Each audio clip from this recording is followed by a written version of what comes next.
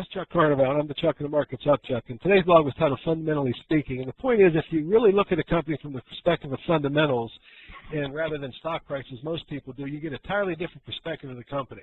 Here's a picture, a 20-year chart of Alexander and Baldwin. What I want you to notice is that this blue line here with the asterisk represents the earnings per share growth, and there actually is no growth here. And you can see the black line, which is monthly closing stock prices, of course, have gone where earnings have gone. But when you look at the fundamentals of this company, you can see there's really been no growth.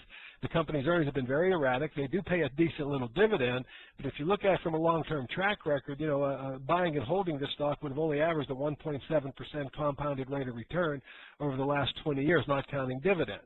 And, that's really unacceptable when you can consider that there are companies that have good, strong fundamentals underneath them. For example, you can look at Medtronic, which is the world's largest manufacturer of implantable biomedical devices, primarily known for their cardiac rhythm management business, defibrillators and whatnot.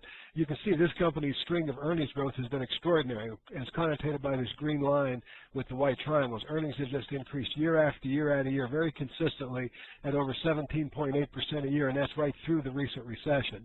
Now, stock price did get overvalued, based on this consistency of earnings. I guess the market had a love affair here, but I want you to also notice that based on price, once the price got overvalued, the company was really range-bound for several years because it was, overvalued. But here you have a case where its stock price fell just like Alexander and Baldwin's did. The difference being, though, that the fundamentals are underneath this company. It also pays a decent dividend yield, but the big difference here is because of the earnings growth and because of the strong fundamentals, investors over the last 15 years or over the last 20 years averaged a 15% rate of return versus only 6 for the S&P 500 and only 1.7 for Alexander and Baldwin.